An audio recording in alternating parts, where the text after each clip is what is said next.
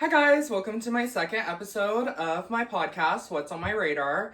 Today's episode is going to be about superstitions, which I'm super excited about because I have a bunch of superstitions listed on my notes app on my iPad. Today's makeup is a little bit darker just because I'm going to a party themed, like rock star grungy. So I did a little bit of a dark eyeshadow and a more black and red lip. So I'm super excited for that. And I'm really excited about what we're going to be talking about today. I'm going to list off a few superstitions that may be common or might be sometimes a little bit odd. Some of these I didn't know about until I researched, but I'll list off not in any particular order, just a bunch of them. And I'll give my personal opinion. These are not scientific or anything related to truth or facts. They're all just my own personal opinion. So, my first one that I feel like is the most known one out of probably most of them is a black cat, and that being associated with witches and negativity. And honestly, me personally, I do not believe that at all. And I think that is so sad that cats are just like, a cat is just attributed to all of those like negative things, because I've looked up certain things and this might not be true. It might be. I saw multiple different studies saying different things, but a lot of the cats without homes are usually a black cat, just because most people assume that those cats are bad luck and they'll bring bad luck to your family, just because of how they're shown in pop culture with witches always having black cats, and how they have just been perceived throughout time and how people have chosen to represent them. Sorry, my cat's crying outside my door. I don't think that's the one that I like completely disagree with. That's one that I literally want to like, it makes me want a black cat, just because I'm like, I just love the idea of it being like, I don't know, like odd to people. You know what I mean? Just because it's like it's literally just a cat. It's just a cat. Plus all of the stuff that happened with like witches and stuff, that was that was like genuinely like one of the saddest and most dumb things that ever has happened in history. Not ever, but it's up there. And I genuinely like couldn't care less about that superstition. Like, that actually makes me mad that is even viewed in a negative light. But that's my first one, and that's my opinion on it. I think all cats deserve love, and I do not like that one. That one's one I definitely disagree with. And yeah, I just think it's been created to be bad from history and false narrative. My second one, which is my favorite one, is angel numbers. I love angel numbers. Every time I see an angel number, I always screenshot it if it's on my phone, or I take a picture of it. I fully, okay, maybe they're not true, but it genuinely like gives me comfort if I like look at my phone and I see like 444 or 333, because I don't know, it's just so cool. And honestly, like, if there was like a specific angel number that I really had to choose from, it would probably be 444 or 888. I love those two. 222 is really pretty. Honestly, all of them. But I know they all have different meanings. And to be honest, I'm choosing to believe that that is true. If you see those, that it's a sign of something. Because it brings me comfort personally, and I don't know, maybe it gives you comfort, and it's also just like super cute. I don't know where it originated from. We can look that up if we want to. But it gives me comfort. Like, recently, like, actually this past week, I've seen probably 2 angel numbers each day, and that just might be because of my schedule. Like, when I was in school, when I got out of school, I would get out of school at 2:20, and it would always be 2:22 when I would look at the clock. So that one's more schedule based. But recently I've been seeing a lot of 222, which is not schedule based because I don't really have a schedule during summer. And I have been seeing a lot of 444. I don't see much 333, but maybe that means something. Let me look up, where do angel numbers originate? I'm assuming, okay. It was popularized in the early 2000s by an author and a spiritualist, Doreen Virtue. It was claimed that they were messages from guardian angels guarding daily life. I don't view it as like a specific guardian angel. I just view it as like a sign that you're gonna be okay. So I guess it came from Doreen Virtue. And she has a book called Angel Numbers and Angel Numbers 101. That's pretty cool. Let's look at what each angel number means. What do each angel number mean? Okay. 111.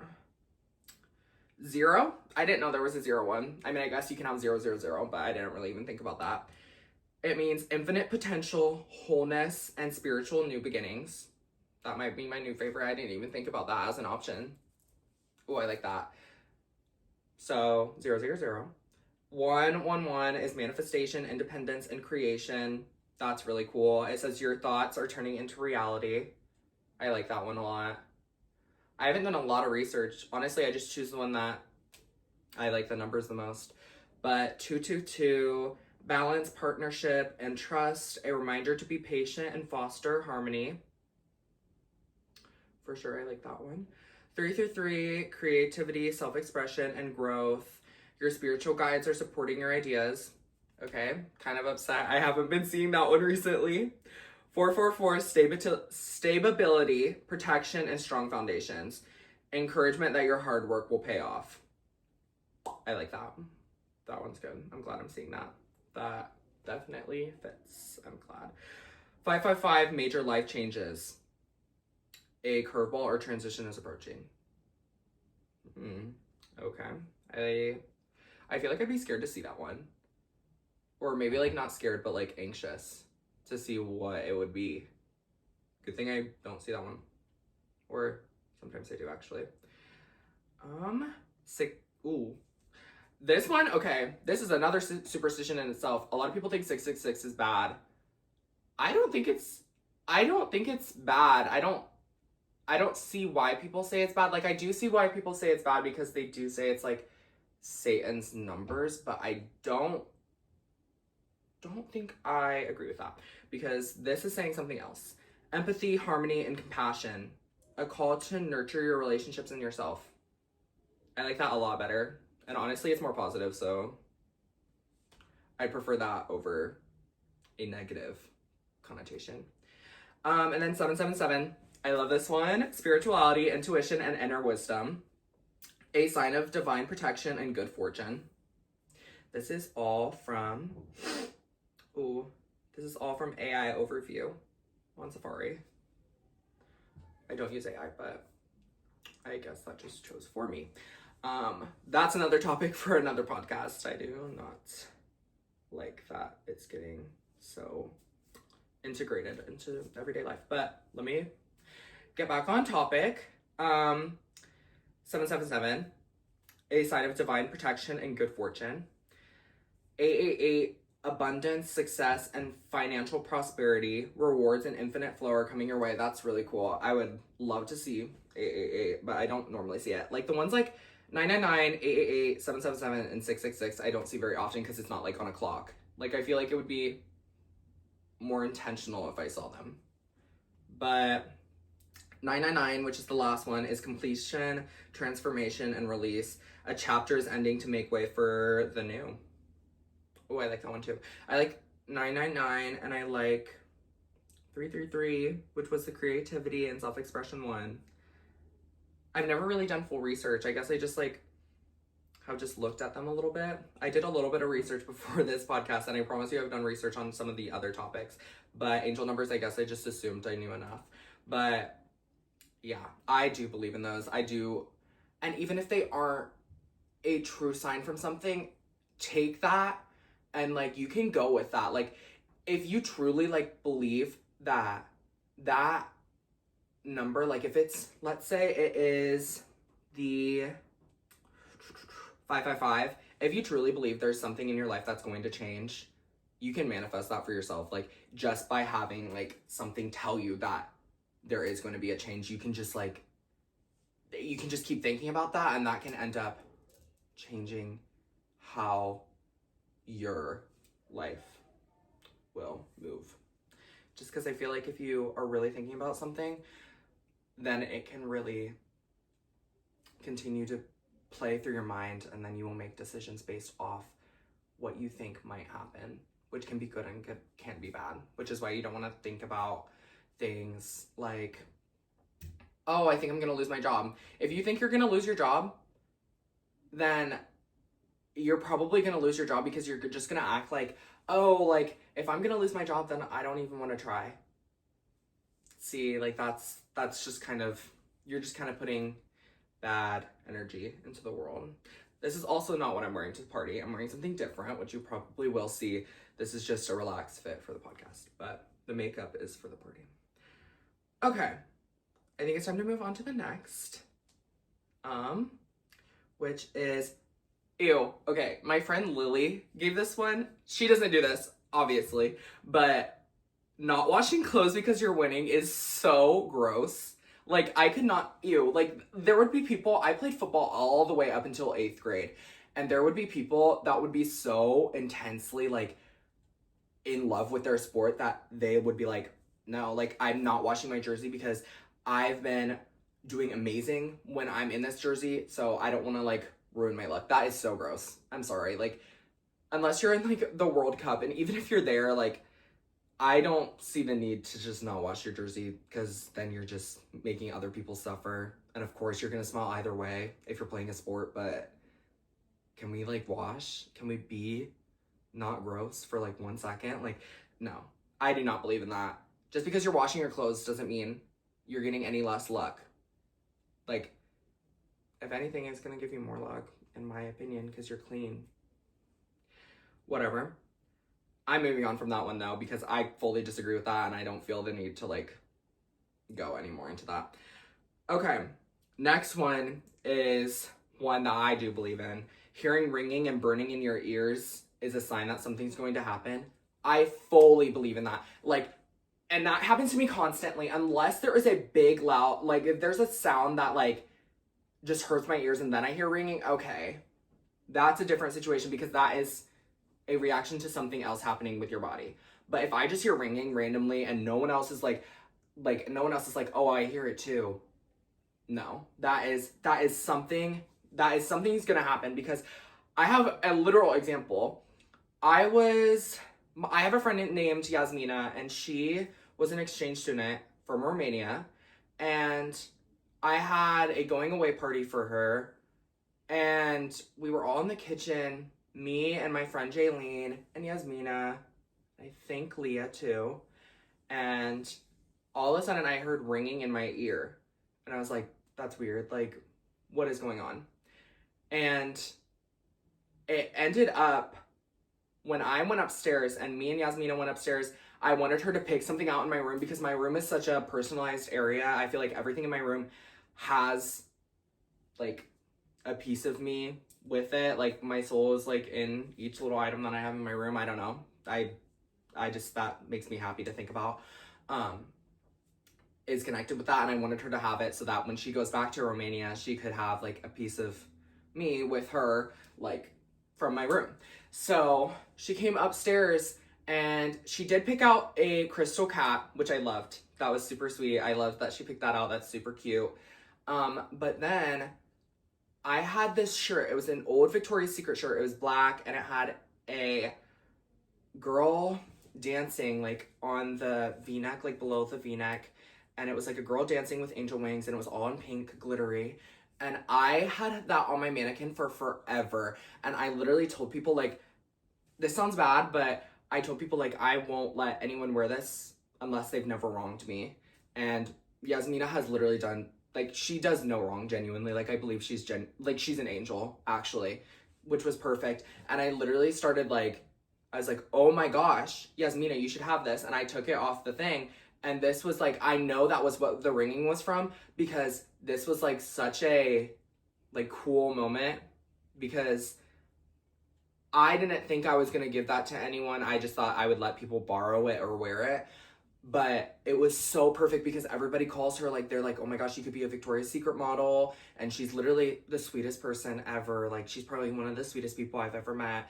And I was like, this is literally perfect. And it fit her perfectly. And I was like, yeah, that was definitely what the ringing was from, because I was like really like happy about that situation. And so yeah, now she has the Victoria's Secret shirt, and the ringing proved it. Maybe I'm crazy, but I don't believe I'm crazy. I just think that was probably from something. And then I've had another situation where I heard a ringing in my ear and then something bad happened. But that one's random. That one's just like whatever. But yeah, I do believe in ringing in your ears. I do,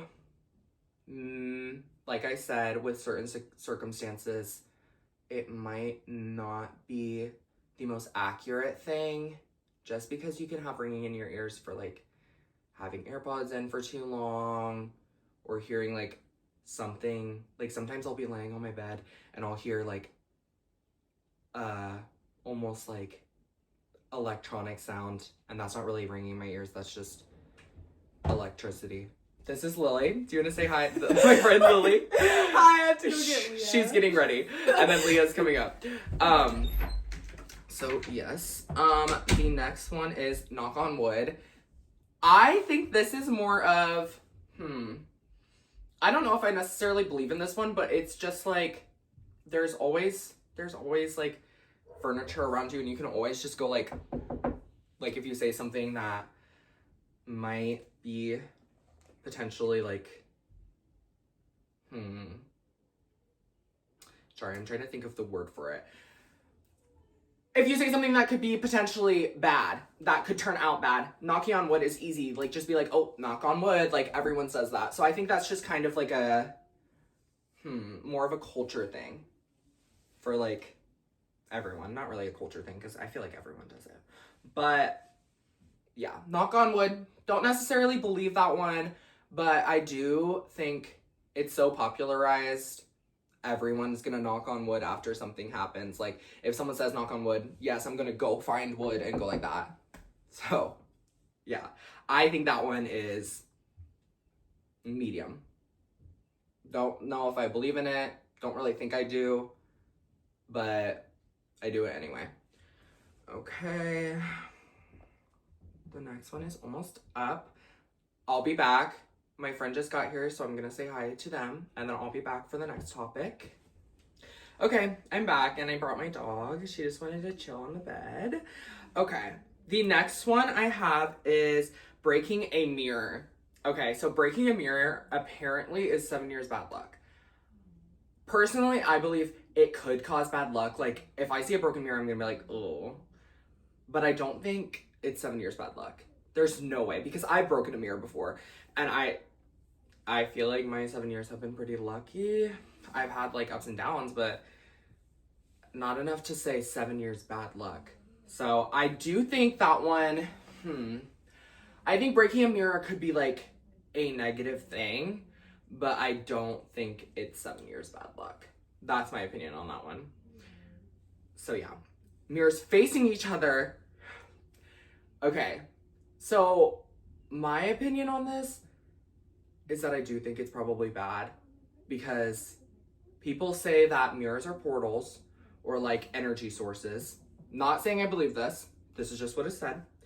That mirrors are portals or energy sources, and you can allow things or spirits into your room by having a mirror either face you when you're sleeping in your bed. So like, imagine a mirror facing me where the camera is right now. That would be bad luck.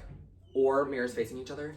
I have mirrors facing my, I have my vanity and my makeup mirror facing each other.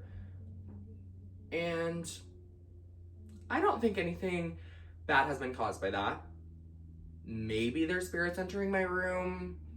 Maybe not, but whatever spirits have been entering my room have not been doing anything too bad, so I don't really care. But I do think that one is it's more potentially true than breaking a mirror and 7 years bad luck. That is my opinion on that one. I do think it might be bad luck or bad energy to have two mirrors face each other. But to be honest, I don't really care because that's my makeup desk and that's my vanity. And I don't, well, not vanity, that's my dresser. And I don't want to move either of them. So I guess I'm going to have to deal with random spirits being in my room. That one, yeah, that's my opinion on that one. Walking underneath the ladder, I do not believe that one. I do not believe that one at all. I will walk underneath the ladder if I want to. The only danger that is going to come near me is if the ladder breaks and someone falls off of it. I don't believe that one's true. That's the end of that one. Pennies. Pennies? It's also, again, very similar to knock on wood. I think that's one just like everybody has learned when they're a kid, and it's kind of just like a tradition, or yeah, a tradition. To see a penny heads up is considered good luck for a person. And I'm typically not looking on the ground for pennies, but if I do see a penny that's heads up, I usually just leave it, but I'm like, oh, that's sweet. I do think that one's cute, and I do think that one is fun to think about, but I don't know if I necessarily believe that one. Also, for a penny to be tails on its on tails side, it's supposed to be bad luck if you don't flip it back over for the next person. But that just sounds kind of like a game. That doesn't really sound like a real. That's definitely like a major superstition because I don't really believe in that one. Okay, next one, and I have two more. Next one is one that I found while researching. It's yellow flowers, and it's a bad meaning. Giving someone yellow flowers in Russia is considered a bad meaning, and it can harbor death or just something bad to come. That's what I saw when I looked it up. And while I do think having signs or meanings to a different type of flower is cool, I don't necessarily believe it, because if someone picks me flowers from wildflowers and one of them's yellow, I'm not gonna be like, so you're telling me someone's gonna die in my family? No, I'm not gonna think that. I'm just gonna be like, oh, you gave me flowers, cute. But I do think it's a fun idea, because I do know there is a bunch of different meanings to each color of a flower. I can look them up right now, actually. I think I'm gonna do that. Different meanings for giving a different colored flower. So let's see what that says. It's called flowerography. Okay. These ones say positive things. So yellow actually stands for something positive here, but according to something I researched, in Russia, giving a yellow flower is considered bad. But here, red symbolizes passion, romantic love, and deep desire. That fits. Because I feel like if someone gives me a rose, I'm gonna be like, oh, that's like more romantic. But if someone gives me like, I don't know. Oh, my mom's calling for my dog. Give me 1 second. Blue symbolizes peace and tranquility and serenity. I like that one. But I really probably wouldn't think about that if I was given a blue flower. That's one. All right. For here, yellow stands for friendship, joy, and happiness, and optimism. I have heard that before. But it must just mean something else in Russia, I guess. Yeah. And I've heard white represents purity, innocence, and sympathy. Okay. I don't know if I agree with that one. Just because I feel like white seems like someone's dead. Like, I feel like I would assume someone, like, died if it's a white flower. I don't know. Okay. So that's that one. I will say for the yellow flower for Russia, I don't agree. Just because I would think if someone gave me a yellow flower, I'd be like, oh, that's so cute. I really wouldn't be like, oh, someone's gonna die in my family. Unless it was a doctor and they knew my family was gonna die, so they gave me a yellow flower, but who would do that genuinely? So no, I don't believe in that one. Sorry if you're from Russia and you believe that one. I just don't. You're free to believe it, obviously. Last one, this is really popular. Step on a crack, break your mom's back. Obviously, that is not true. That is obviously not true. I just added it because it's funny. But yeah, I would say that one's just more of a joke and less of a superstition. I don't know who stepped on a crack and broke their mom's back and then started that as a saying, but I don't believe that one's true.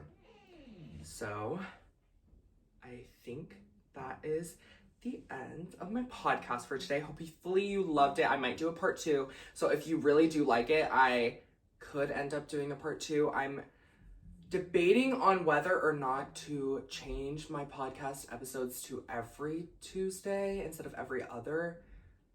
But for now, I'm going to keep it every other Tuesday. And if I want to do a surprise episode, I will do it if I want to. But yes, hopefully you liked today's episode, and I hope you tune into the next. And thank you so much for listening to the entire podcast episode, since this one was a lot longer. Thank you.